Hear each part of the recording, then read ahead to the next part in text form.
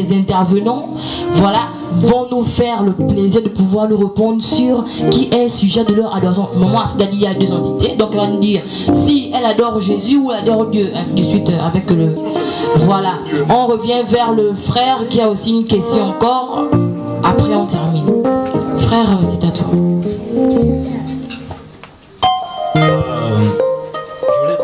Je voulais réagir sur ce que le frère a dit. C'est vrai ce que vous avez eu à dire, que c'est un sujet dangereux. Mais je crois que nous sommes une génération de lumière.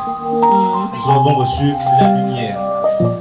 C'est-à-dire, excusez-moi de me retourner, cet enfant peut être plus compréhensif que cette maman ici. S'il vous plaît frère, pas votre attention. Je disais que cet enfant peut être plus compréhensif que cette maman ici. Cet enfant peut avoir un don de vision ou un don de guérison que le pasteur Christ ici ne peut avoir. Alors, je disais que nous sommes une génération de lumière. Une génération qui a reçu le mystère de tous les temps qu'aucun homme n'a reçu.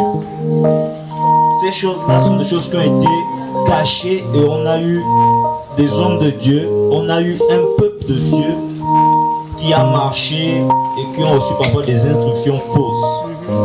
Et ces doctrines-là, ces dogmes-là doivent être changés.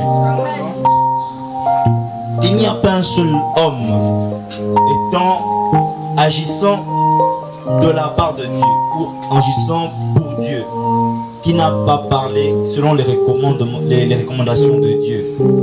Depuis la jeunesse, Dieu parle à l'homme dans l'Éden. Dans l'Exode, Dieu parle à Moïse. Dans Lévitique, Dieu parle à Moïse et Aaron. Il donne toujours des instructions. Jésus a tout ce qu'il a eu à faire, tout ce qu'il a eu à dire. En fait, ce n'est que les mystères de ce qui s'est passé dans l'Exode, dans Lévitique, dans le Nombre et le Deutéronome. Et enlever ces livres-là, enlever Jésus. Qu'est-ce que Jésus devait faire? Jésus devait mieux expliquer à la génération que nous sommes aujourd'hui comment devait être utilisée la loi. Elle était très compliquée, mais il fallait aussi ces sacrifices, parce que ces sacrifices-là étaient des logiques spirituelles. Vous priez, vous demandez, mais vous ne recevez pas. Amenez à la maison de l'éternalité mais les offrandes. De tas de choses qu'il fallait expliquer. Il fallait que Jésus vienne d'une manière révéler ce qui se passait au tabernacle. Le tabernacle que Moïse a vu, que Dieu a dit, je te montre, selon le modèle que je te montrerai dans le ciel. Jésus n'est que, comment on pouvait dire, l'homme qui s'est proposé, le Dieu qui s'est proposé dans le ciel. Les 4 êtres qui se tiennent devant Dieu, le vent, le feu, l'air, la terre, sont de Dieu. On a d'autres nations qui prient le feu, les étoiles. Qui prient les étoiles. Bon, Jésus intercède devant le Père en qualité de quoi? En qualité de lui-même. En qualité de lui-même.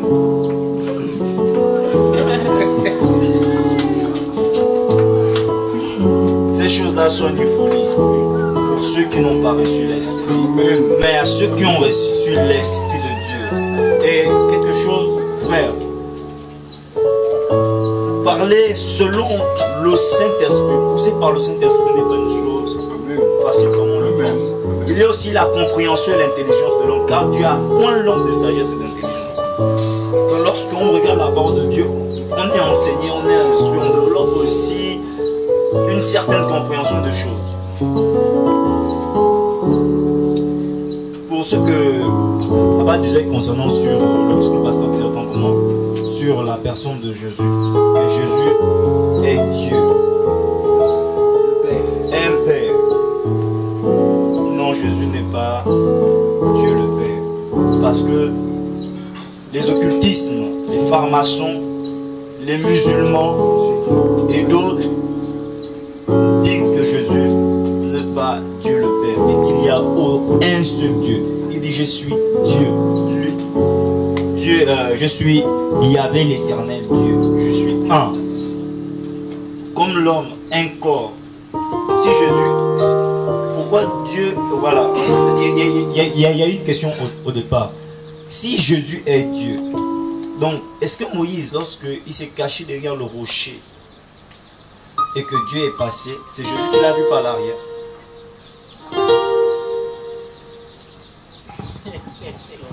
Une question? Oui. Est-ce que c'est Jésus? Mais en même temps, il y a le mystère du rocher, le mystère de la pierre, derrière laquelle Moïse se cachait. Qui est cette pierre? Donc, est-ce que lorsque Dieu est passé et que Moïse était derrière le rocher, celui qui l'a vu, c'était Jésus? Merci, papa. Je pense que quelque part, dans ton intervention, tu as sorti des propos qu'on peut dire. Ces choses-là, les choses de l'esprit, là, sont une folie pour l'homme.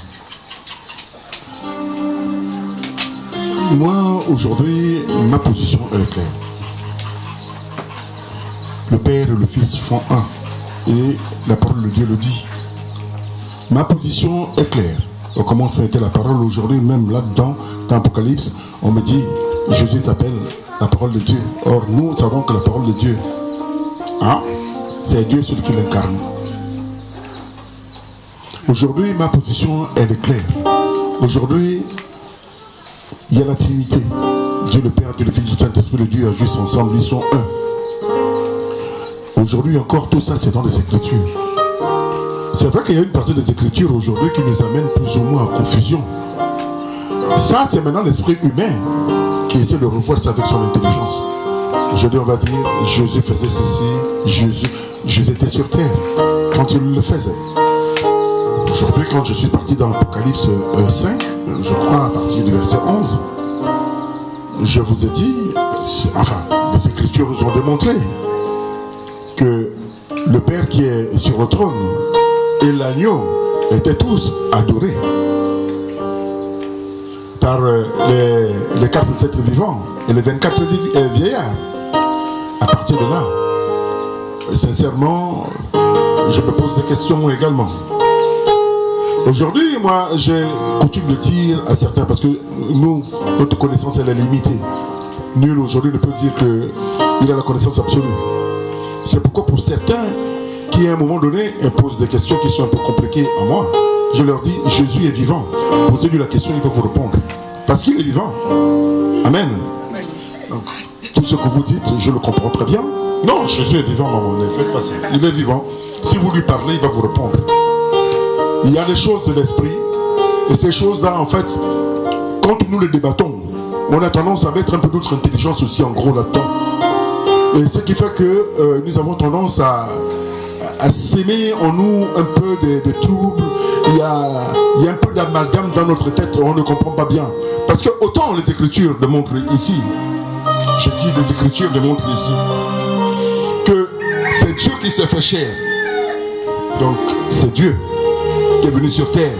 Parce que pour les chrétiens aujourd'hui, hein, de manière générale, pour les chrétiens, parce qu'il y en a qui sortent de l'eau, Jésus est Dieu.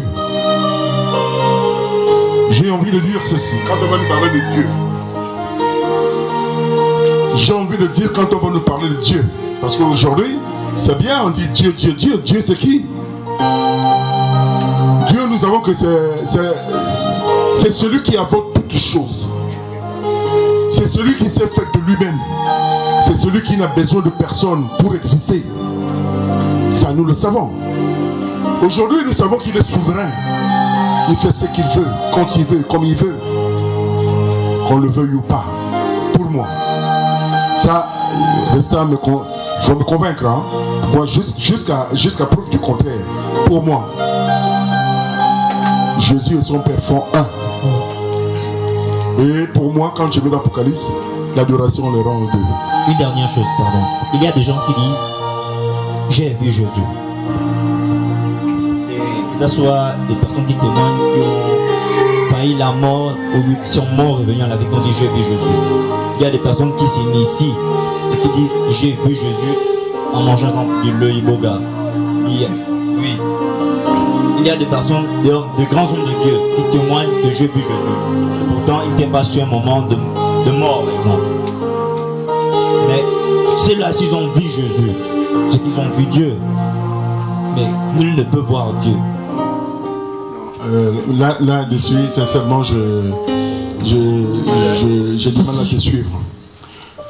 Aujourd'hui, si Jésus est le Dieu suprême, alors que le Dieu suprême ne peut révéler son image réelle à personne. Il faut qu'on se comprenne. Il faut vraiment qu'on se comprenne.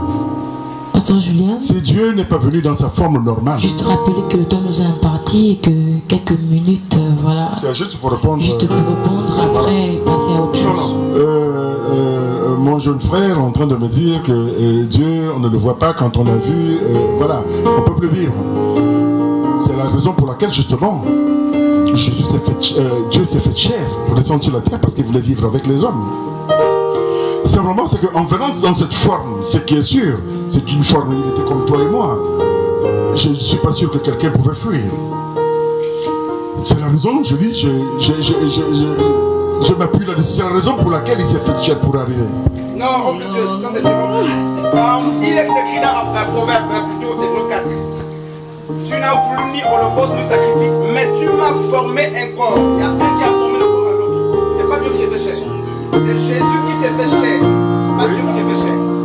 Non. Jésus s'est fait chair. C'est Jésus qui a été fou, c'est Jésus qui a formé le corps. Mais lui me le dit, tu m'as formé. D'accord, mais s'il fait chair. Dieu, tu m'as formé un corps pour faire ta volonté. Je suis d'accord. Parce qu'avant, il n'avait pas de corps. Attention, il y a Dieu créé et Dieu formé. Non, mais c'est la même chose. D'accord, si c'est la même chose, qu'est-ce que vous avez dit? Je vais toujours revenir sur ce texte de base. Jésus existe non pas en forme d'homme dans le ciel, il existait en tant que... Non, parlons d'abord de la terre, hein. Il est venu sur terre, parce qu'aujourd'hui, oui, la question qu'il pose c'est celle-là. Oui, il est venu sur terre. Il y a des gens ici, des pasteurs, même des gens qui disent qu'ils ont vu Jésus. Et si Jésus est Dieu, pourquoi est-ce que ces personnes ne sont pas mortes? C'est un peu ça là. Jésus est bel et bien Dieu. On n'a jamais refusé. Mais Jésus n'est pas le Père, l'Élohim suprême. Jésus est Dieu. Donc ça veut dire que pour toi, il n'est pas digne de recevoir l'adoration là. Jésus n'a jamais été adoré. Ça n'existe pas les Écritures. Et même les mages n'ont pas adoré Jésus. Les mages ont rendu hommage à Jésus. Et Jésus l'a même dit dans Luc 4, Matthieu 4, à Satan, tu n'adoreras que Dieu seul. C'est écrit, même Jésus l'a dit. Apocalypse 5 disait toi tout à l'heure. Apocalypse 5 est clair. Pourquoi oui. Jésus bénéficie de la gloire? Non, pas pourquoi. Vous avez dit qu'il n'a pas adoré Jésus. Non, attends. Il ne faut pas que cette explication te scie à toi. Mais je dis, allons seulement sur les Écritures. Sur les Écritures simplement. Qu'est-ce qu'il a dit ici là? Il est digne de louange. Il est digne. On dit il est digne, pas ils sont dignes. C'est écrit dans votre Bible. Non, ils sont. Parce que là-dedans, on s'en dit assis à celui qui est assis sur le trône et à l'agneau. Oui, mais qui a dit? De toute façon, tous sont adorés ici là. Non, tous sont adorés ici là. On n'a pas dit. C'est pas moi qui parle. Je dis. Les quatre êtres vivants disaient Amen. Donc en fait, ils ont. Et puis les vieillards se prosternaient devant eux. Non. Quand on est se prosterner, on ne fait pas. Se prosterner, c'est pas adoré. Je peux me prosterner devant mon père. Le mot se prosterner là, c'est prostiner en grec. Même devant le sacrificateur, on peut se prosterner. Pour moi, dans tous les cas, quand je regarde les Écritures, pour moi, l'un est dans l'autre et l'autre est dans un. Ils sont un. Merci. Mais devant le trône, l'adoration est dédiée à celui qui est assis. C'est écrit dans votre Bible. Et celui qui est à droite bénéficie parce qu'il est sur le même trône que celui qui est assis sur le trône. C'est ça qui est écrit dans votre Bible. On dit, il est digne de recevoir et non, ils sont dignes de recevoir. C'est ça qui est écrit. Et le Père gouverne avec le Fils parce que le Père est adoré. Le Fils étant sur le même trône que le Père, jouit des avantages qui sont du Père. C'est ça qui est écrit dans votre Bible. On va repartir dans nos chères études. De pouvoir. Voilà. Maman Astrid va terminer et avec Papa Frédéric ensuite une conclusion assez bref. Bon, moi je veux conclure aussi. Je garde ma position. Je vais donner ce petit témoignage. Il y a un frère qui disait que la parole ne suffit pas, mais l'esprit vivifie. Moi je donne un témoignage. Moi je priais chez les catholiques et je priais Dieu le Père, le Fils, le Saint-Esprit. Ça veut dire que quand je prie, je me dis, bon, le Père, je fais 2 minutes, le Fils, 2 minutes, le Saint-Esprit, 2 minutes. Donc on divise. Et puis récemment, j'étais déjà quitté de cette église, je restais à la maison, je priais à la maison. Et un soir, pendant que je priais, mais j'écoute une voix qui me dit, ne prie plus comme ça. Et donc moi j'ai peur, j'ouvre les yeux, je me retourne, et puis la voix me dit, prie le Père, je suis unique. Prie le Père, je suis unique. Maintenant je vais lire 2 versets bibliques. Je vais lire dans Jean 17, c'est la prière que Jésus fait au Père. Jésus dit dans Jean 17, le verset 4, il dit, je t'ai glorifié sur la terre, j'ai achevé l'œuvre que tu m'as donné à faire, et maintenant toi, Père, glorifie-moi auprès de toi-même de la part que j'avais auprès de toi avant que le monde fût. On va aller dans le livre de Actes des Apôtres 7. Actes des Apôtres 7, à partir du verset 51, 55. La parole dit, mais Étienne, rempli du Saint-Esprit, fixant les regards vers le ciel, vit la gloire de Dieu et Jésus debout à la droite de Dieu. Amen. Et il dit, voici, je vois les cieux ouverts et le Fils de l'homme debout à la droite de Dieu. Donc, à un moment donné, on s'est dit que Jésus et Étienne là ne connaissaient pas ce qu'il disait en fait. Parce que Jésus dit, Père, maintenant, glorifie-moi de la gloire que j'avais auprès de toi. Mais il avait quelle gloire? Il avait quelle position là-bas? Et pourquoi Étienne voit Jésus debout à la droite de Dieu? Jésus avait quelle position? Il n'avait pas la position du Père. Il n'avait pas, sinon Étienne devait voir un seul Dieu. Et il devait dire, j'ai vu Jésus assis sur son trône.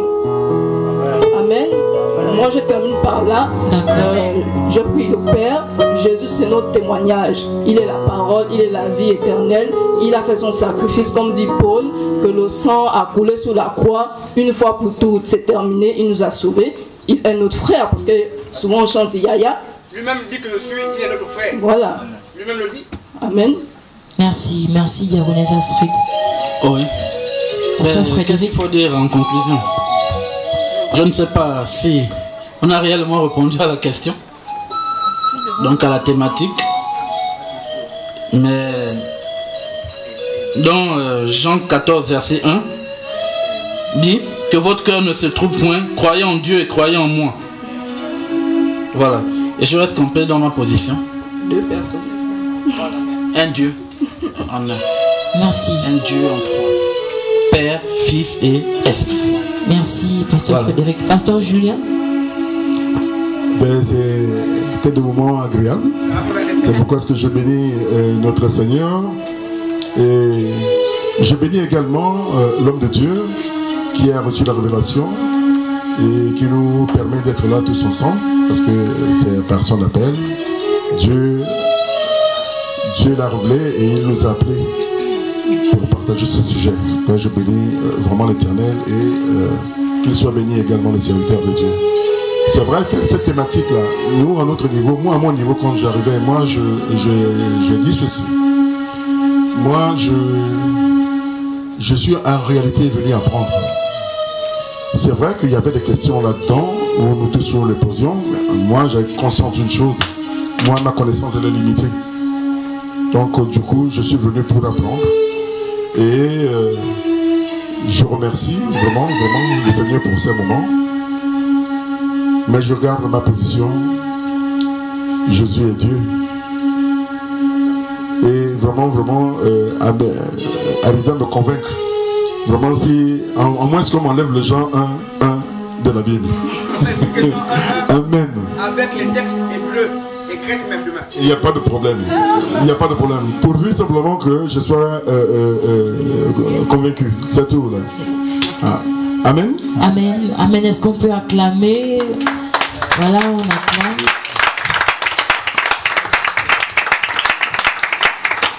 Amen. Alors on va courber nos têtes. Tous ensemble, remercions le Seigneur.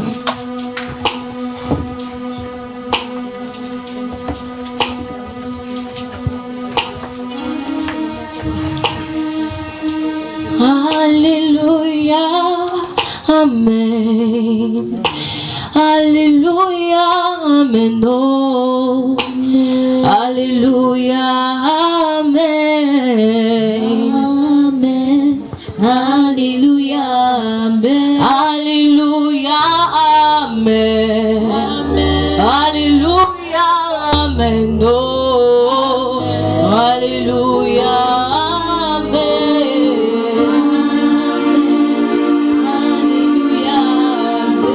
Alléluia, Amen. Alléluia, Amen. Oh. Alléluia, Amen. Alléluia, Amen. Alléluia, Amen. Alléluia,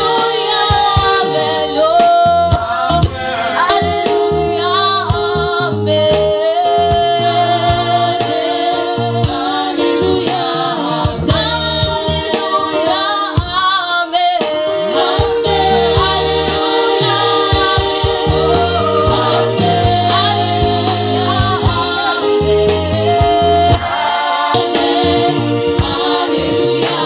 Oh.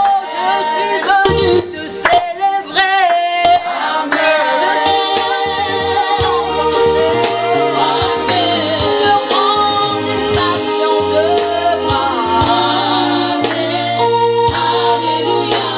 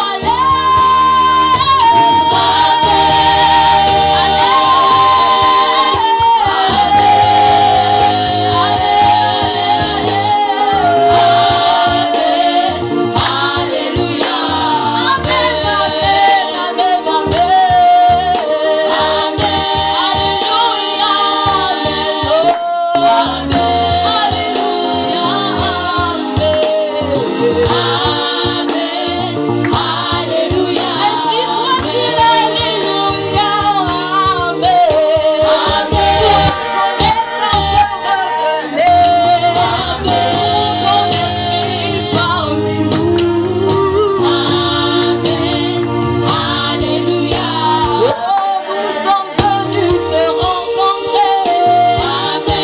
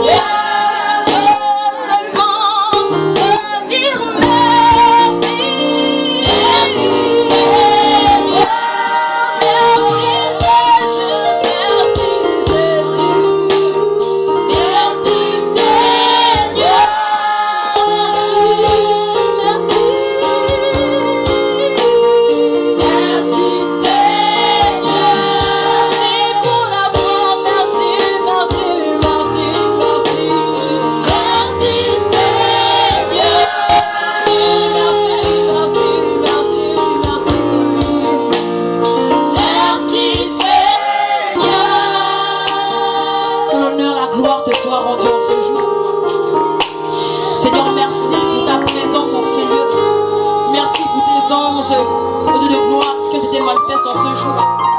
Merci de gloire ta sécurité encore en ce lieu. Merci pour les compréhensions. Merci pour les intelligences maintenant. Car nous croyons de voir que nous chantons, que nous nous parlons de voir avec ton Esprit Saint. Car toi seul nous conduis. Tu nous accomplis encore jusqu'au bout de ces moments faits. Alors Seigneur, je merci pour tout. Merci pour ton amour. Merci encore pour la faveur paix. Merci pour les éclairages, mon Père, mon Dieu, mon roi. Merci car tu as ouvert de voir, Seigneur Dieu, la compréhension de chacun, mon Père et mon Dieu, mon roi.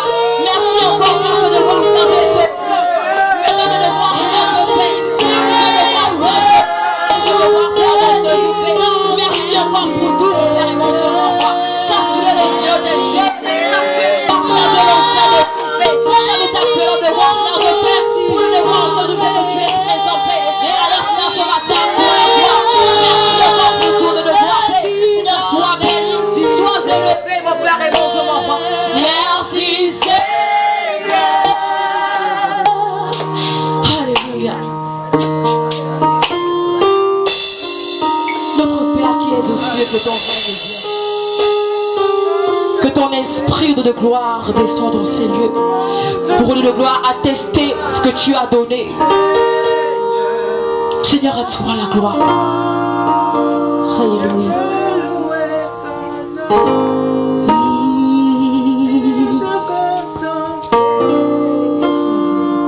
Montre-moi ta face, Seigneur. Mon Dieu, je veux louer ton nom et te contempler. Montre-moi ta face, Seigneur. Mon Dieu, je veux louer ton nom. Ensemble, disons-le. Et te contempler. Montre-moi, Seigneur.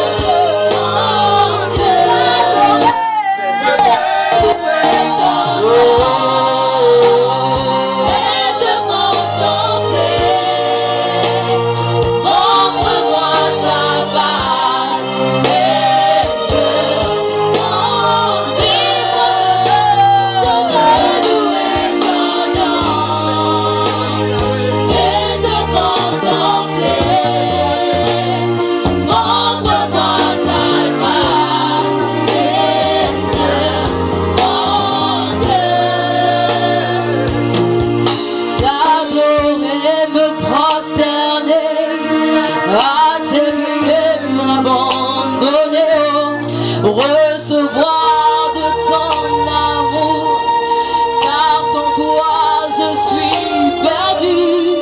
T'adorer, me prosterner, à tes pieds m'abandonner. Recevoir de ton amour, je suis perdu. T'adorer, me prosterner, à tes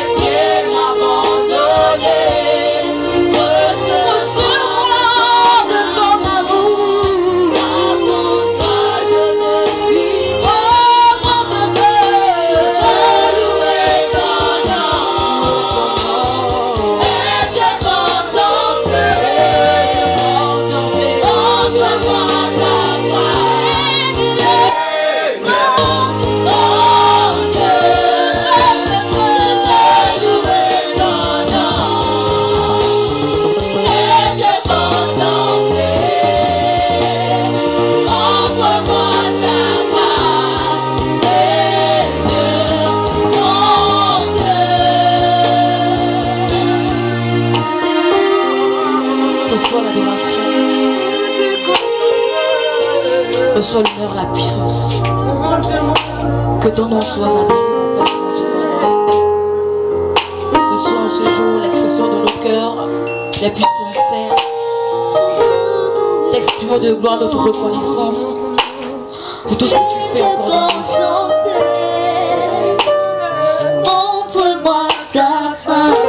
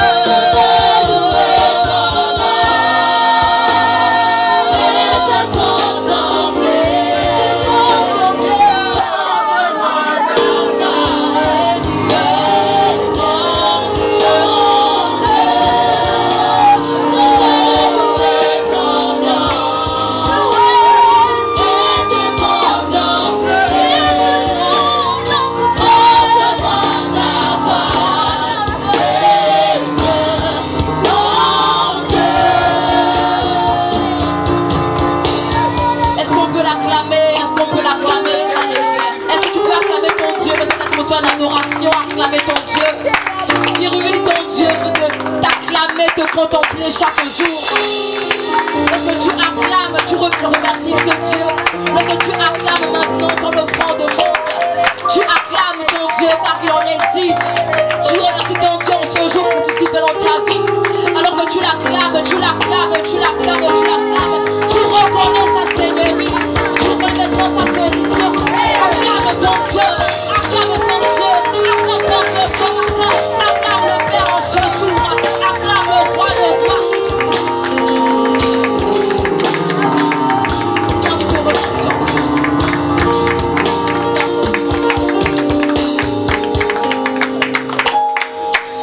Alléluia. Merci Seigneur. Est-ce que quelqu'un dans la salle peut élever sa voix, ce qui sort de sa bouche, pour pouvoir remercier ce Dieu? Quelqu'un peut élever sa voix dans la salle et dire quelque chose à son Dieu?